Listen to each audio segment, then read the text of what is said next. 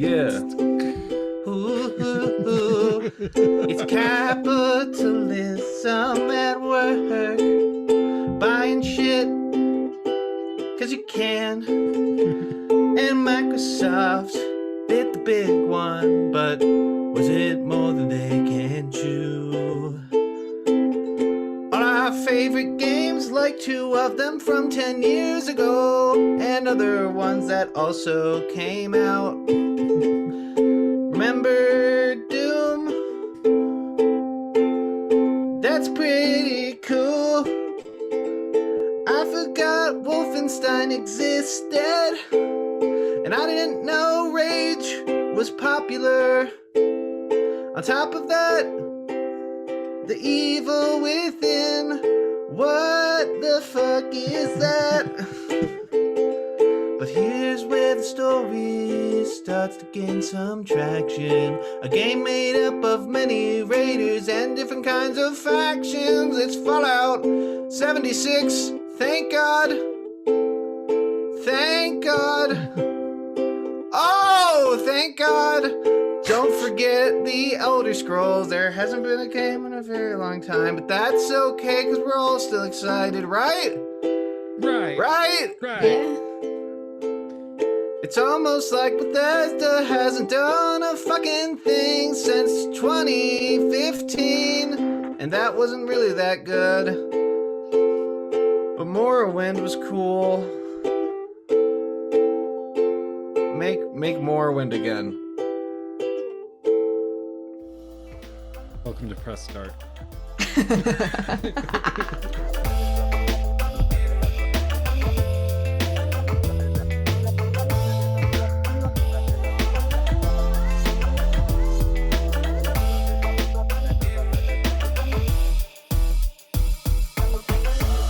Okay, so it's official. The merger, acquisition, whatever of Microsoft and ZeniMax Media is complete. Bethesda's now owned by Microsoft, which is crazy. And along with Bethesda Game Studios come all of the other studios underneath the ZeniMax umbrella. So like Jacob said in the lovely intro, everything from Doom to Wolfenstein to the Dishonored series to Fallout and Elder Scrolls, all of it is now under the Microsoft banner, which is crazy. I like 2 of those. I'm pretty cool with that. I've been let down by many of these series in the past, but I'm down to get some arcane goodies like Dishonored and Prey. I'm cool with as much as I trash on Wolfenstein. It's kind of neat. I'm sure they could do something cool with that. But Doom is awesome. The last 2 Doom games have been pretty cool. But they have to kind of prove themselves with Fallout, and maybe Microsoft is a place to do that. Same with the Elder Scrolls. I mean, online, I've never touched. I've had no interest in it. I don't know about you guys. You guys ever played Elder Scrolls Online? I tried Nope. it actually, but I'm just not big into MMOs, so it's not a game for me. But some people love it. Exactly, it's a game for some people. So it's more about the quantity of experiences that Microsoft is picking up, because you're getting an MMO, you're getting one of the best just first-person stealth adventure games with Arcane. You're getting the open world fellers with just Bethesda Softworks in general. It's a lot of different things. Really, to my knowledge, only one stands out, and that's Arcane.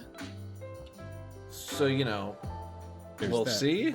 I We'll mean, have to- the big thing with this is even a moderately successful AAA game is still selling millions of copies. Like Fallout 76 was considered a huge flop. They still sold like 2.8 million copies in the first 48 hours. So even flops on a AAA scale generate a lot of revenue. They might not make a lot of profit, but they generate a lot of revenue. And one of the things you'll learn when you study business is when you get into big positions and big companies and you're playing with millions upon millions of dollars, revenue kind of rules the roost, because you're just trying to prove cash flow to lenders and to people that you're selling bonds to finance bigger projects.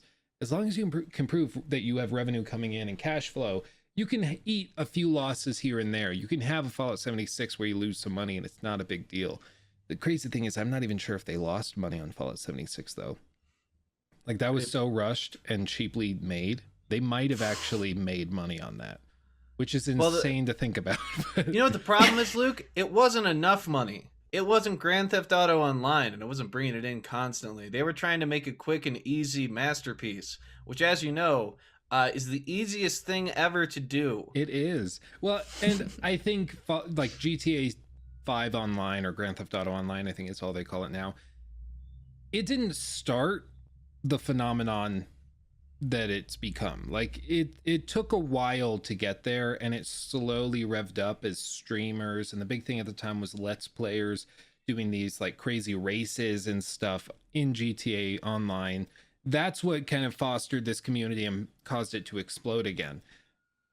So I think it's harbored this really unhealthy attitude within development on these games, or these types of games, where they say, well, we'll start it, we'll launch it, it'll be kind of meh, and then we'll just try to work our way into something awesome, which is what like Red Dead Online was. It started super sucky, griefers everywhere, no way to really defend yourself, the grind was insane, no clear objectives or anything. But then once it actually caught on, it's like pretty decent now. Anyway, back to Bethesda. Speaking of Bethesda, well, if this isn't a neat assortment of things, but I understand there was a roundtable event that perhaps shared some more information. Kayma, why don't you share some roundtable information with us? It didn't share a lot. I'll Yeah. be honest. It was an hour and 15 minutes, and I don't know if I can say this, but it was basically one big circle jerk. I believe you. Thank you. Masturbation sphere, we call it here in the US, but that's Oh. okay. Masturbation Very sphere. posh. No, I mean, it was like feel good. Yeah, we're gamers, and this is a new chapter, and it's going to be amazing. So, I mean, if it is, that's great. If it's not, it's going to be one of these things that is memed to death in the future. Mhm. But the main thing we actually got out of it is a super long quote about exclusivity in their upcoming games.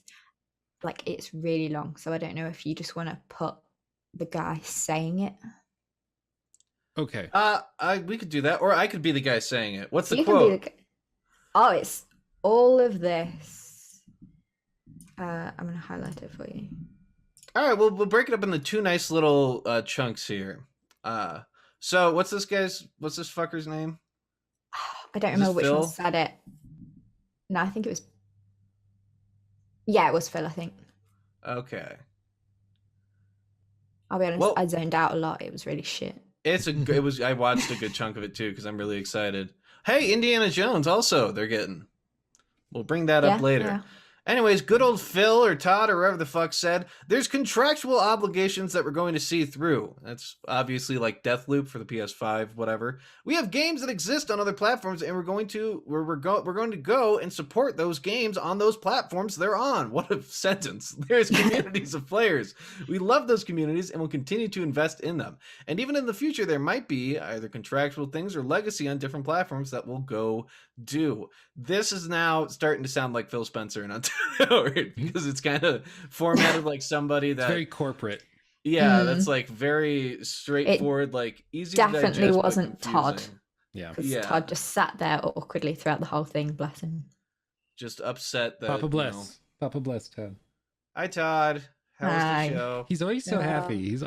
He just shows up with a smile on his face. I Creeps love me it. out so much. He just works. Oh, Anyways. not really. Anyways, he went on to say, if you're an Xbox customer, the thing I want you to know is that this is about delivering great exclusive games for you that ship on platforms where Game Pass exists. That's our goal. That's why we're doing this. That's the root of this partnership that we're building. The creative capability we're going to be able to bring to market for Xbox customers is going to be the best it's ever been for Xbox after we're done here. That sounds like Starfield ain't going on no PS5. Mhm. I mean, really, to me, it seems like they're hedging everything with, if we have exclusive deals already signed, we'll follow those through. We're not going to like pull it last second and put it somewhere else. So that's good.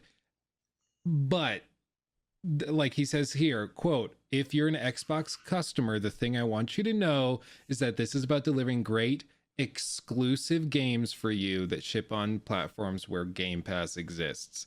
It's about putting exclusive games on Game Pass. That's the whole thing. I guarantee you what we'll see is Starfield on Game Pass day one, not available anywhere else. So whether you're on PC or Xbox, far and away the best way to get it is with a $10-15 a month membership to Game Pass. We can try it. If you love it, great. If you hate it, okay, like whatever. Like it's very good for consumers in that you can, like, the barrier to entry is very, very low. And even if it sucks and it's terrible, you didn't actually lose that much, because it's not like you're burning the $15 just to get access to this and then you give up and you move on. It reminds me of when Anthem launched. Everyone kind of was worried and thought the game might suck, so people were weary on it. So we all just got EA Plus or whatever it was called at the time and tried it for an hour and a half for $10, and then we hated it and moved on. Yeah, thank God that existed, because I don't think anyone would have bought the game or played it otherwise. Yeah, because there's some Anthem heads out there that enjoy it. Great, I guess. There's a lot to play out there, and Anthem is laughable, because I also got EA Play and tried it. It's not good, but even that, like, they've merged EA Access or whatever it is now. Again, they keep changing the names of all this stuff. They've merged it with Game Pass, so now you can play that too. Like, that's really where I think all of this is ending up, is Microsoft is bringing the big dick money out there, and it's just being like, hey, this is how it's gonna be. Sony, like it or get out. And one of the ways that I think Xbox is going to approach this is they're going to go to Sony and say, hey, if you want the Elder Scrolls or Starfield on your platform so that your fans can play the games they want to play, whatever they frame it as, you need to allow us to put Game Pass on it.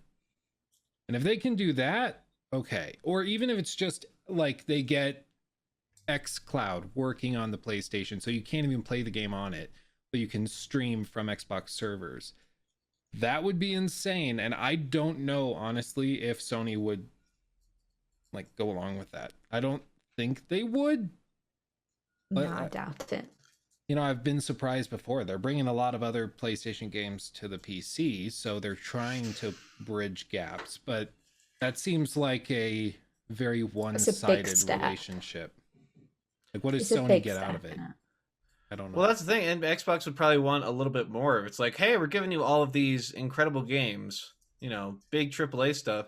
Maybe you return the favor a little bit at some of your games, you know, make them cross-platform. To which Sony will say, no, that's what's selling our consoles. And then Xbox would say, well, we're thinking bigger than just consoles here, because we're Microsoft, and we invented a thing that lets you fly around in an airplane across the entire world. They're not concerned. Microsoft is going to dominate the world. They already kind of do. Like, they kind of do. That's the thing. Microsoft, they've done great with, like, Xbox and the Surface, but really, like, the Windows operating system changed the world more than any sort of, like, charitable thing Bill Gates has done. Like, Windows as a software changed the planet, and in a good way. So the, you know, Sony comparatively is tiny. I think what's Sony's Sony's worth? I think it's like 55 I don't billion? think about companies in terms of money like you capitalist.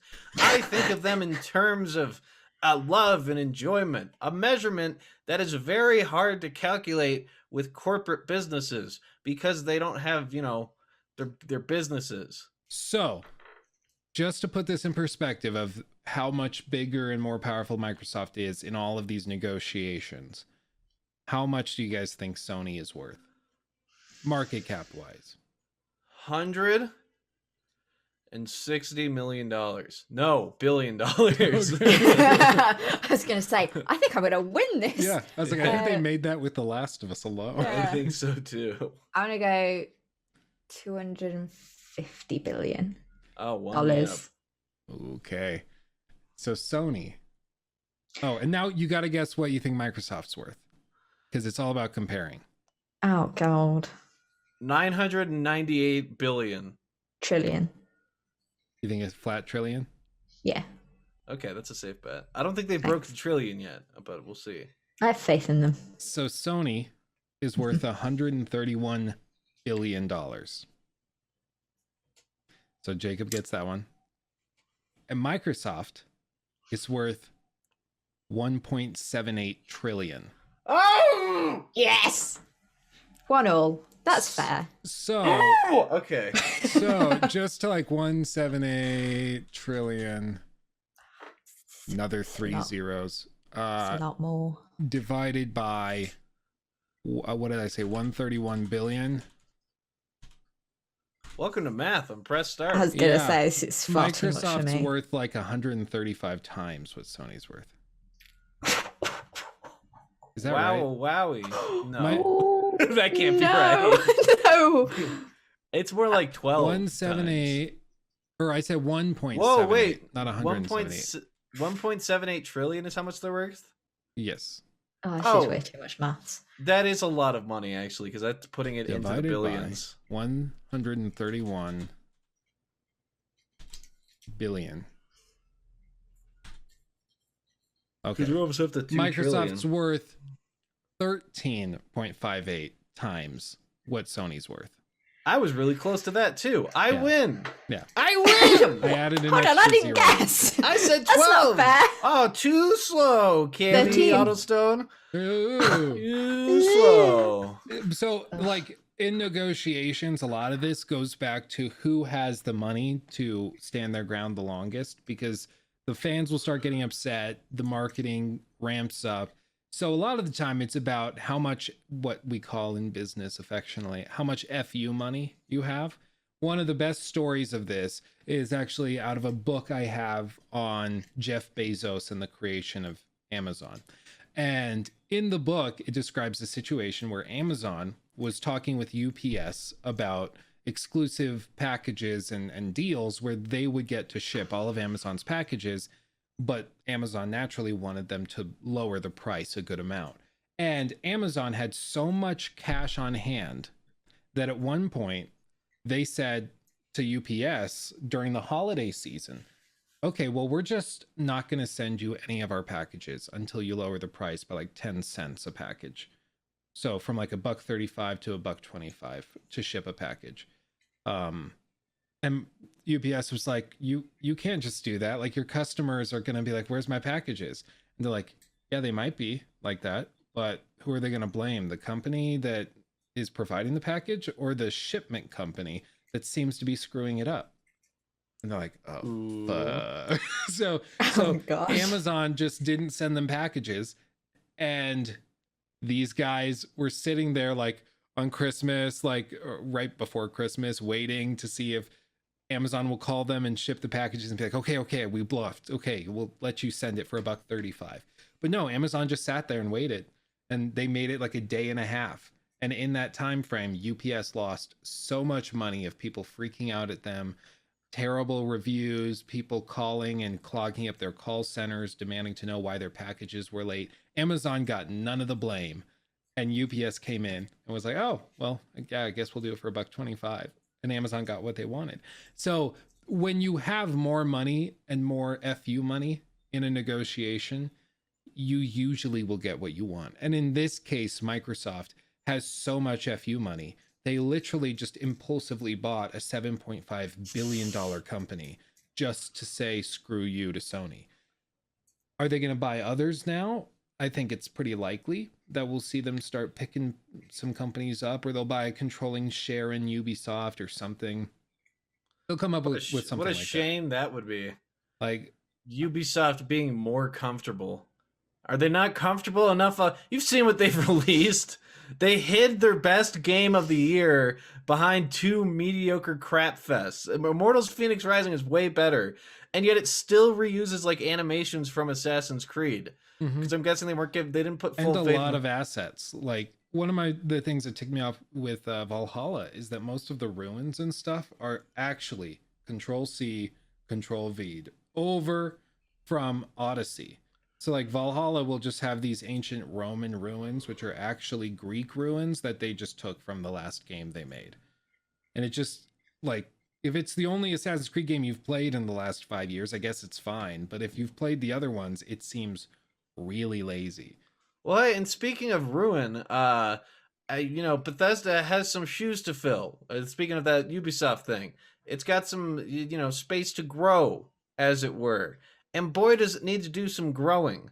Because as bad as Cyberpunk was, it was ambitious. And as bad as it was, because it was bad, and you can't change my mind on it, matching that level with something like Starfield is going to take a lot. So for all we know, this Bethesda purchase may have just been for a bunch of old properties that are way past their prime, but a new one's coming, hopefully this year, by the end of 2021. And if Bethesda doesn't get that quite right, I think it's very possible that this purchase was just a bust on old games for Game Pass. I mean, we'll see. I think they do have stuff in the pipeline, and there will be more stuff to announce. And the fact that it's exclusive and I mean, the other piece of this is the unbelievable amount of free press that they've gotten for Game Pass through this acquisition. Like, even MSNBC and CNN and Fox News are doing stories about how Microsoft just bought the company that made Skyrim. Nobody on there knows anything about video games, so they're up there like, yes, and this means that Skyrim 2 will come out exclusive to Xbox. Like, nobody knows what they're talking about over there, but it's free press, and that's good for them.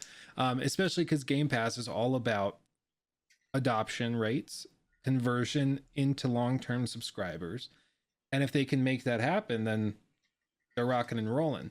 With this, I mean, I would guess Todd has spoken at length about their frustration with Fallout 76.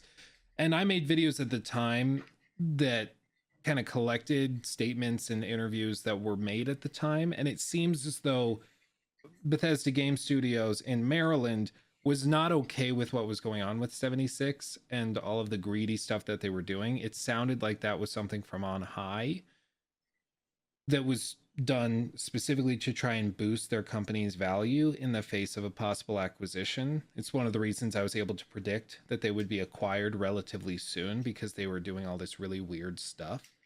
So my guess would be we won't see predatory things with Starfield or the Elder Scrolls 6, especially now that they have Xbox's FU money. But more than anything, I think we'll see that they really take their time to polish and refine as best they can, at least, and then frame the entire E3 presentation or whatever they end up doing as, look how much better we are than Cyberpunk 2077. CD Projekt Red has nothing on us. We've been doing this for decades.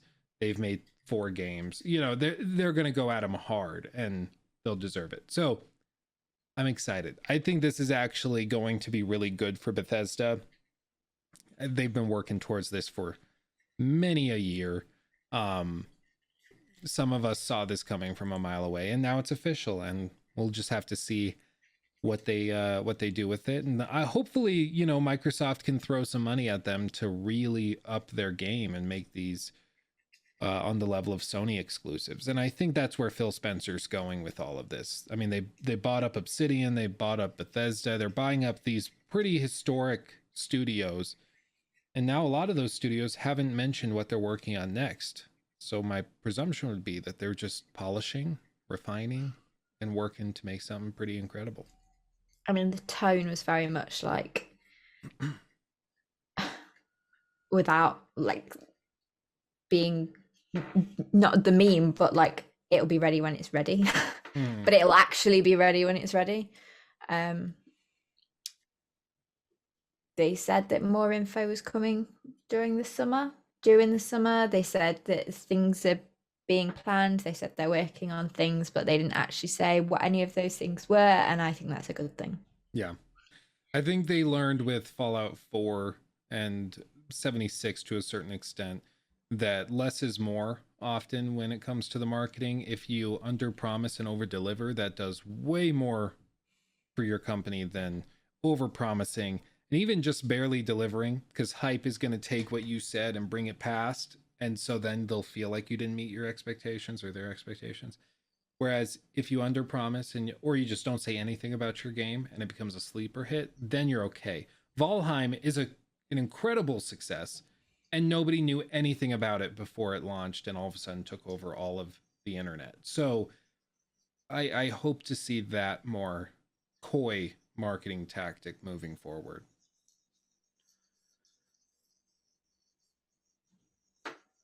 There's a fish pun here somewhere.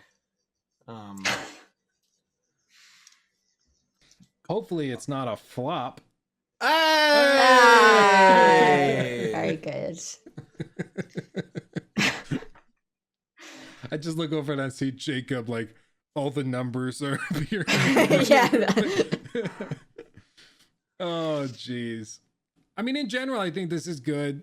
Todd Howard, he said a few times throughout the presentation, you know, it's like they brought him along just to say we're sorry and acknowledge that 76 sucked in a lot of ways. Like he said, quote, "We let a lot of people down and there was very little that we didn't screw up," which is like, coming from a big corporation like this, that's about as honest and direct as you could possibly be. I appreciate you, Todd.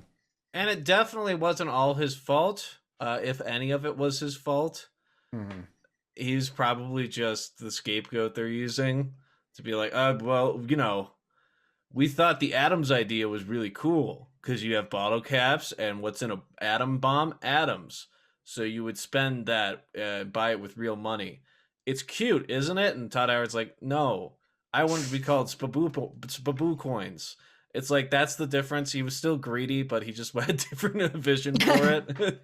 Well, and with a lot of it, like, people seem to be okay with greed as long as they get something out of it themselves. It's when they feel as though the greed is taking them for a ride and there's not a mutual benefit that they tend to be upset. Like, people are upset that people aren't upset that Amazon buys up all of these companies to the point where they basically have a monopoly on most online e-commerce stuff. But because everybody loves Amazon and uses it constantly, they feel like they're getting something, so they're kind of okay with Amazon being monopolistic, you know? So in the same vein, where everyone's currently happy about Microsoft buying up this gigantic game studio, because now Xbox gamers and PC gamers will get all of these big AAA games on Game Pass day one, I'm sure the time will come when we're like, wait, why weren't we upset about this? Like, why didn't we freak out at the time? This is crazy. Well, you know what they say about greed that benefits others? It's not called greed anymore. It's called Compassion. capitalism. And I love it. Jesus, do I love it. Yay! Yay Oh, for capitalism. yeah, capitalism. Gotta get me some of that capitalism. Buy me a boat. I want a boat. That's all. I want a boat. I want a boat.